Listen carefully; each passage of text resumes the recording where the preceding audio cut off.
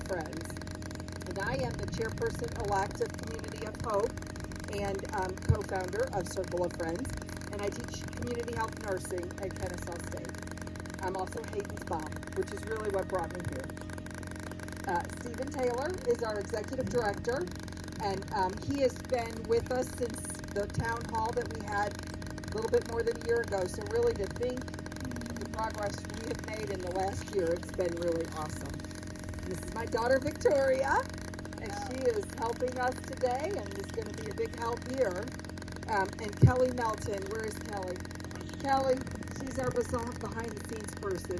Kelly is fantastic. She does all of the communications and social media stuff, so that's why you all know what's going on, because Kelly gets the word out.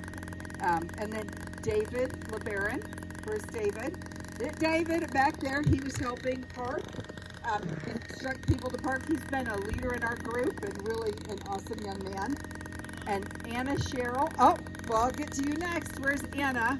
Anna Sherrill. She is one of the founders of Circle of Friends and has been with us like before the beginning. Anna, she's my right-hand girl.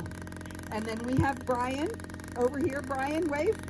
Brian is one of our founding members. So Brian has been with us since the beginning, and his mother is responsible for a lot of this good stuff here. And Mary Rich over here. Yay, Mary. Mary is one of the officers of Community of Hope and has been one of our founding families. And then a very big thank you to Joanne and her husband, John Salomone, right? Yeah, Salamone. Yes, they own the Wow Factor, and this is the first of many events they're going to have planned for us, so that's wonderful. And Margaret wasn't able to be here. Margaret Wage, wrote a couple of articles for us in the Cherokee Tribune and Ledger, and that really is what opened us up to this lovely land that Karen Cash owns. And a thank you to Karen Cash. She's a wonderful woman who started Community of Hope several years ago with the intention for people with and without disabilities to be able to get out into nature. And so now we are joining with Karen in her dream and expanding it to what our friends from the Sizemore Group are going to share with us in a minute. And to all of the people who started Circle of Friends, a lot of them aren't here. I know Jen is on her way, and the Farrells, and Allison Anderson, and our pastor from Hickory Flat United Methodist. They've been very supportive. I know, so there, hello. And of course Hayden, he was the inspiration for this, for me anyway. And then a special thanks to Brent Nitschke and Dale Nitschke for introducing us to a lot of the important people that we've needed for construction and so on. And Randy Saxon and the Sizemore Group. Let's see. So the Sizemore Group, that's who's here to really present tonight. So they're very well known here in Georgia, and they have done some awesome projects like downtown Crabapple, downtown Duluth. They're working on Airport City, which is a Tyler Perry project, and we are like, seriously, we like hit the jackpot when we got that, for real.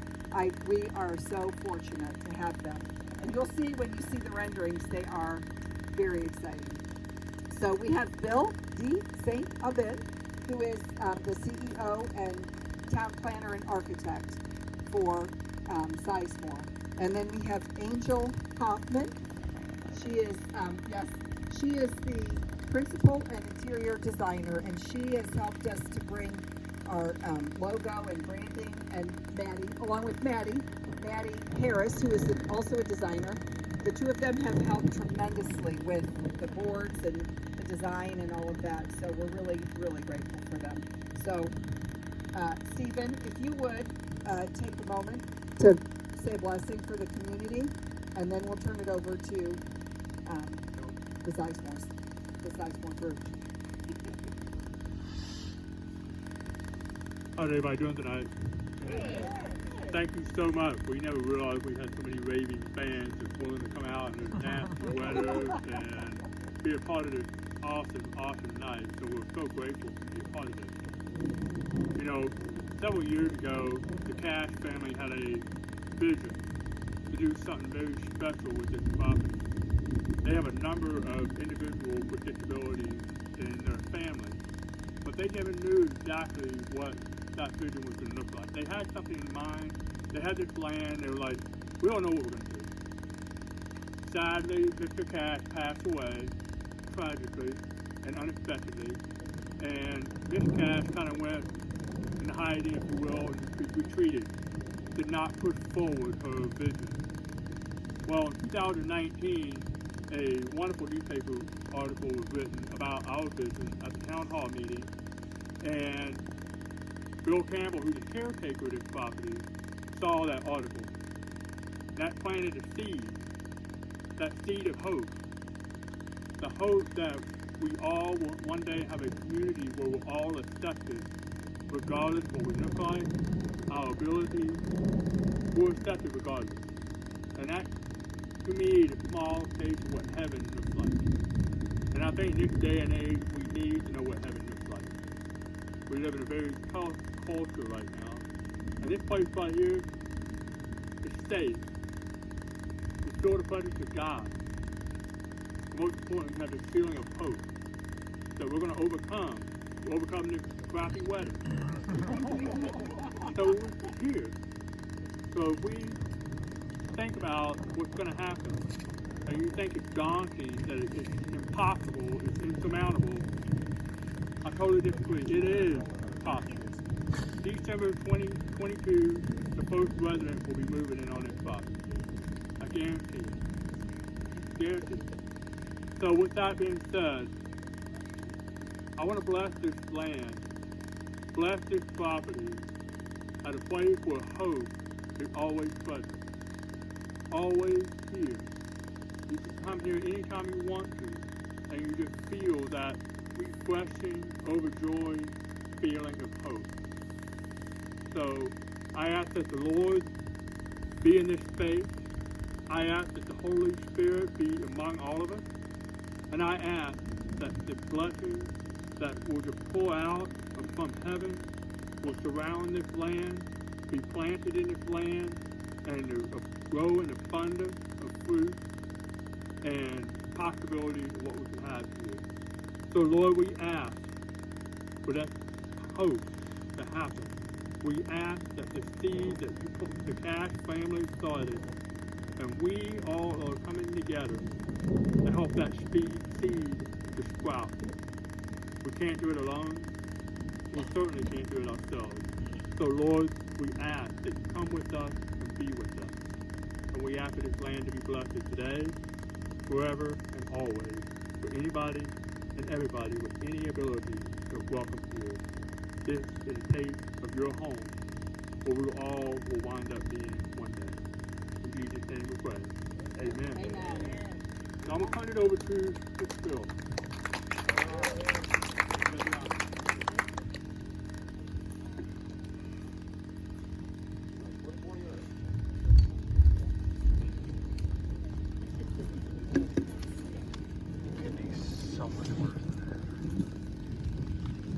Hello, everybody. Great turnout for such a nice evening. I'm convinced it's going to stay away from us. The plan is after the presentation, we're going to have our dinner, and after everybody gets their food, we're going to post the posters out, and you'll be able to walk around and individually talk to the people about each individual poster.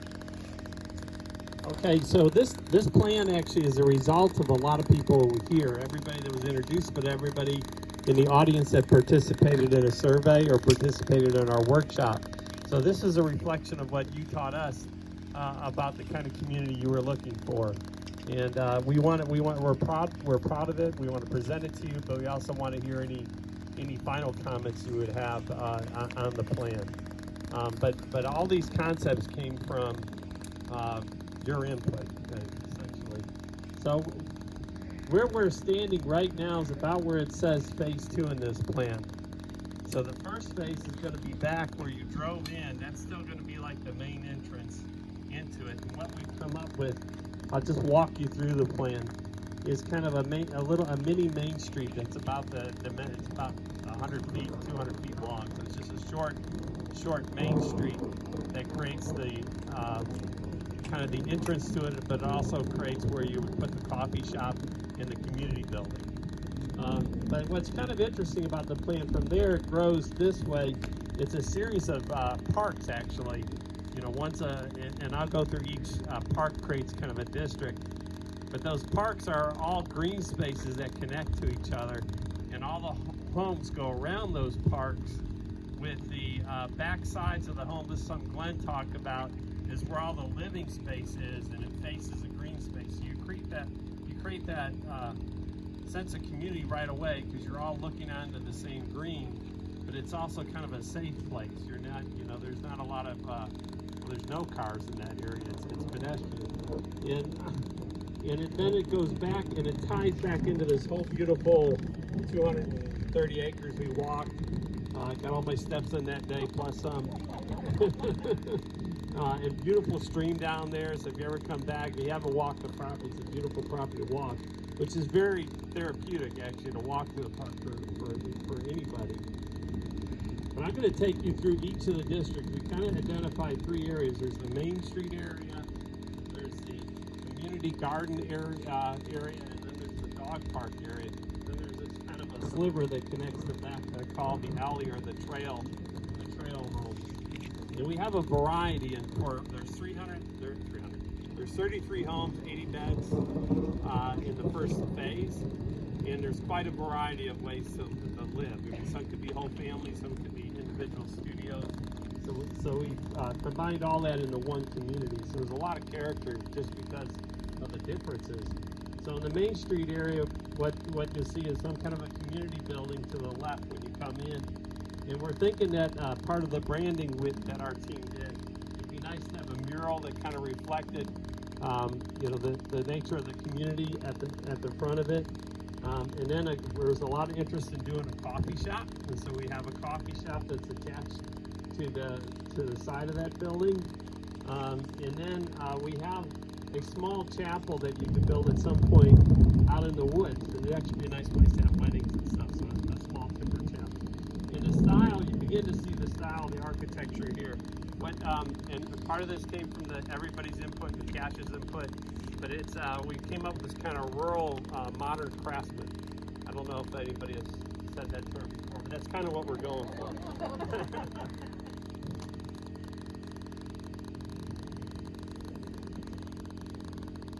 So this is the community garden district, which would be behind. You know, here's the little Main Street, and then back here all along Bishop Road. And there's only one road we have to put in phase 1. We're trying to keep the costs down, low impact design, low impact on the environment. But there's one loop road that would come around. Phase 2, we would extend that road over here. And in doing that, that's where all the houses with garages. Not all the houses have garages. They're a huge cost to the infrastructure when you put them in, but they're also not as pleasant as environment. You guys be able to live on trails or gardens as opposed to living on a street, a lot of this space.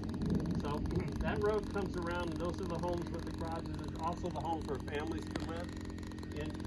And the pool is attached to the backside of the community building, but it is also next to where the community garden is, which is at the center of this. And then these kind of homes, you can see how the homes would look facing a green space with just a sidewalk out front. And then those are the larger homes, and then there would be duplexes as well, which is an economical way to build. So we still want to give a lot of character to the homes. So there's a lot of porches, a lot of outdoor living, and connectivity to each other. And then there's a lot of interest in a dog park. So from this green, can you hear me? From this green space that is a community garden, there's a little greenway that comes and connects across that street. And then there's a dog park, and then there's a series of homes around the dog park. And those were the smaller, a lot of the smaller homes without garages. But you do have parking. You can have a car that goes around either way. There's actually an interesting development. And this is what I was trying to explain in terms of keeping the low cost, low environmental impact. We don't realize how much space our cars and our garages take up. They take more space than we have for people. And there was a development in Ball Ground, which we're close to, right next to a church, that they had done the exact concept that I was talking about. They have a little gravel parking lot and a bunch of homes, and this is actually one of them. This is a ball ground, and it sells for a really economical amount because of that. And then I have this little alley that connects back. I didn't talk about this earlier, but there's an amphitheater. There's a natural shape for an amphitheater right over there. You can see when you come in. So that's kind of at the end of Main Street, and there would be this alley that connects back. And then you would have these tiny homes along that alley. There's people who want to live by themselves. But they're all connected socially to the homes across the street.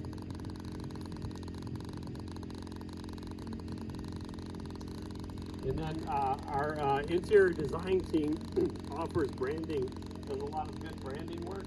And that was one of the things early in the start of any organization that it's really important to write.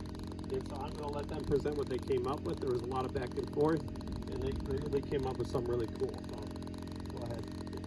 And in fact, they matched these tables. It matches the color they came up with. I'm glad you noticed. That was good, wasn't it? Somebody pointed that out. Okay.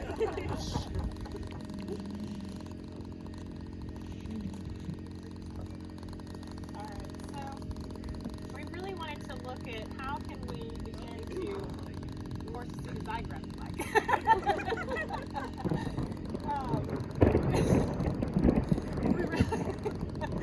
What we wanted to look at was right up here. There we go. All right. So we really wanted to look at how can we begin to build the character of this community, this whole place, and really know where you're at, and really speak to the location you're in. So you really start to identify the place. I'm gonna have you hold that just for a second. So we started out by looking at one, the logo, and really speaking to what does it really mean. We did a lot of the character studies in the last meeting we had, so we got a lot of different feedback from everyone of what the character of the space would look like. So you've seen some of the building character. We started to identify some of the colors and starting to soften those colors, make them very inviting, friendly. We, with that, simplifying the logo a little bit, just changing up some of the colors we've even talked about for the community itself, and began to look at where could some of this happen? How could we start to do this? So when you start looking at the colors, looking at how the houses could be potentially painted, some of the interior feels, so between the houses, the community building, some of those art, so we talked about the mural. You can see we start bringing in some of the colors, some of the artwork, just different images to really speak to the community. We talked about other ways to bring in art, so we talked about some of the colorful sidewalks that we could introduce within the space. Also looking at within the pool area, we could add a logo and such on the pool floor. Of course, signage through the community, monumental signage as you enter. Some of the signage that could be on exterior buildings, within interiors, think of like the coffee shop, things of that nature. Some of the trail signs, some of the retail buildings, how we could identify some of the logos there. We also talked about introducing interactive art, so some of the swings, some of the sculptures, different things of that nature to really bring some character to the space. So we began to identify where those opportunities could be on the map as well.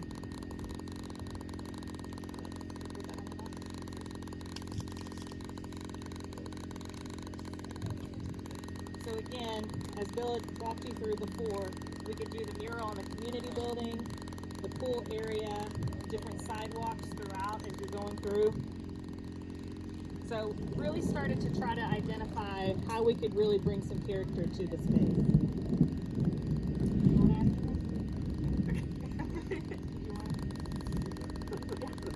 Unless you have something else. Any questions you have about it, or are you all hungry and want to eat before you get drenched? I think the rain is just really, I don't think we're gonna get rain. You told me, she said that a week ago. She said that earlier this week. It was up, we knew it was going to rain. She said, oh no, God's going to take care of it. Yeah.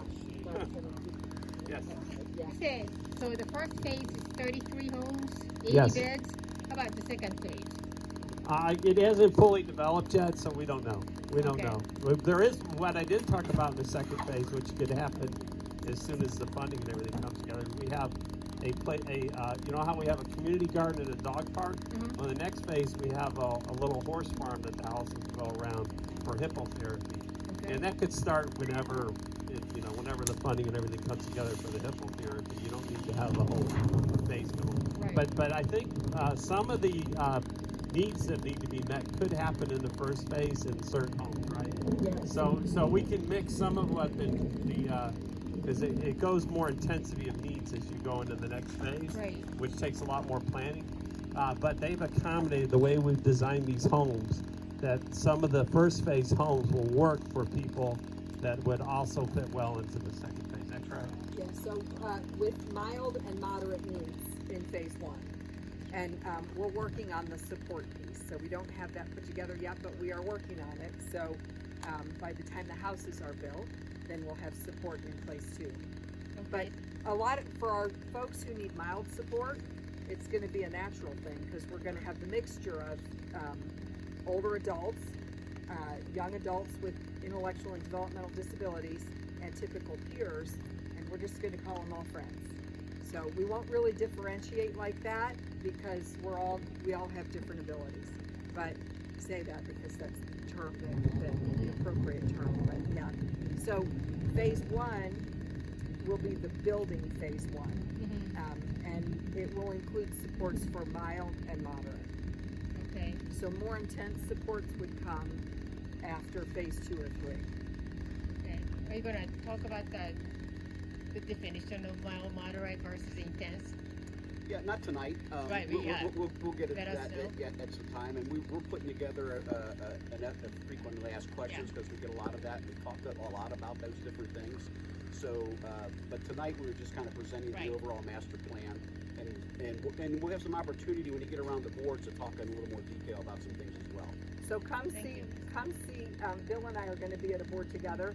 Come see us, and then we can talk about some of the different designs of the houses that would make it, easy to have a caregiver available. Yeah. What we'll do if it doesn't rain, and it's not gonna rain, after we're gonna spread these boards out, and then you can come up to individual boards and ask questions, and we'll have different team members at the board. Did you have something?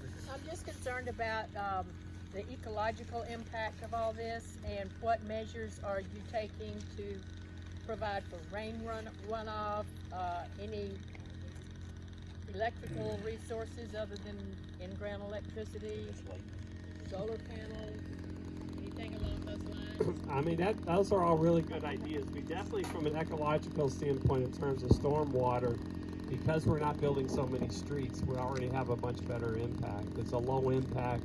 We could even do green infrastructure in terms of how the water leaves the site. So I think on the water side, we're kind of set up to be better than probably 98% of the residential developments that's done in America. Basically. They're not holding up too well. Yeah. Water, yeah. Yeah, but the Permeable solar is groundwater. another thing that's really interesting. It happens to be more economical to build huge solar farms with the way we've done the incentive system in Georgia, and to tap into a solar farm. But that's something that's worth looking into. And the homes, I think in the end we want the homes to be energy efficient, because we want low operating costs. So we'll want to super insulate them and do what we can to make sure they're naturally ventilated, and things that will make these houses easy to operate but very comfortable. I mean, I think when people come by, everybody will want to live here. It'll be just better than what's been built, and affordable. It's a model we're trying to create that could be replicated.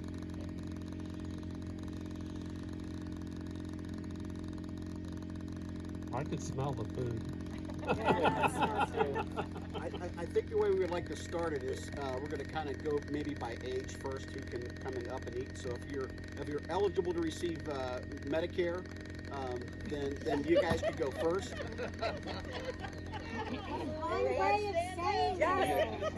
And we ask that you guys kind of come in family groups. So if And, you you're know, part of a family group, you're part, and you receive Medicare, you're eligible for Medicare, your full group can come up.